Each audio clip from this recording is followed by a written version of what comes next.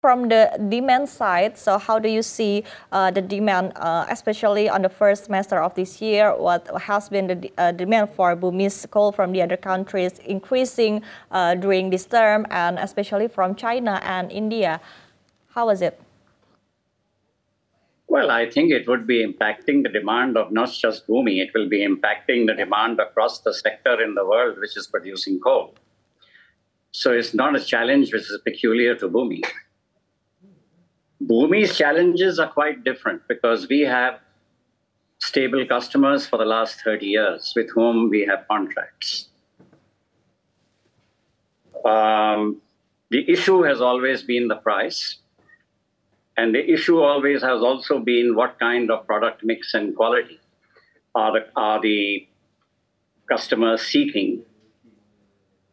Bumi that really has to produce what the market wants.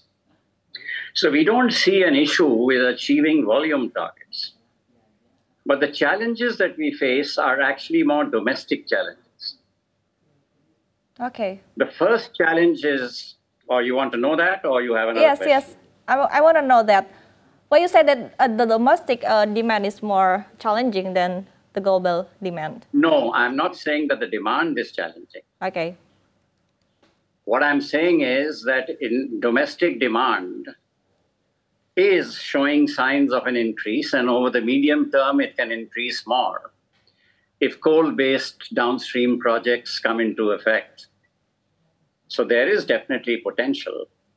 But the problem, like you say, at the conceptual level, is that China is increasing domestic production, which is very right. They're also increasing coal capacity. They're also putting up new power plants. India is also increasing production. The largest producer of coal in India is Coal India.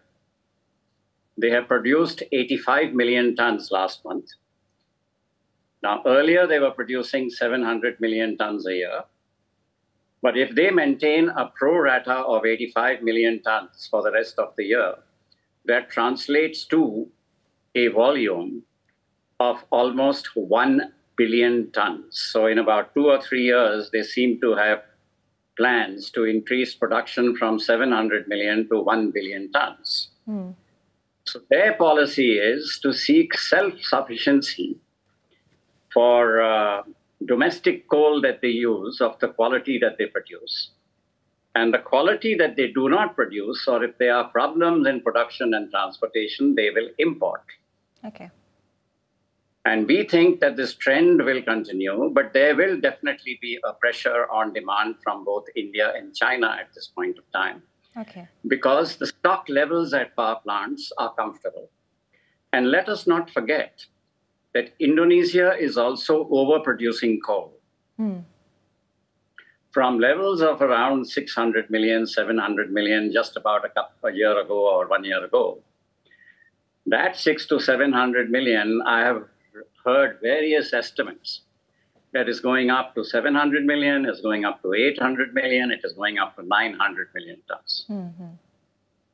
The question really is that domestically, this volume cannot be consumed in Indonesia. Okay, so do you see this as a big problem that needs to be addressed? It's not a problem, but it's a problem that needs to be rationalized. Okay.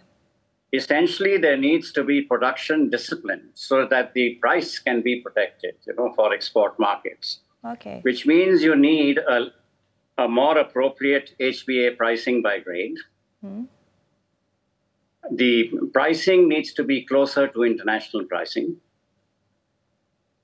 And what affects companies like Bumi is really the royalty structure, where for IUPKs, it is a very high royalty structure, 14% domestic and up to 28% on exports. Whereas for some other coal companies, which may be IUPs and others, the royalty can be 3%, can be 7%, can be 5%, can be 7.5%. So if you look at our company announcement for full year results last year, Bumi paid 32% of its gross revenue last year as royalty. it is the highest royalty that Bumi pays compared to any other player in the sector. And on the second challenge basically is that Bumi is the largest supplier to PLN and to cement and to fertilizers, which have subsidized price. Okay. Now, we are the largest supplier to PLN, and we have to supply. We have to meet our domestic market obligation. Yeah. If we don't meet it, then there are issues of penalties and other things. Yeah, I see. And because we are the largest, and if we are supplying at $70 benchmark versus an international price of 130, that also impacts our revenue. It also impacts our profitability. It also impacts our cash.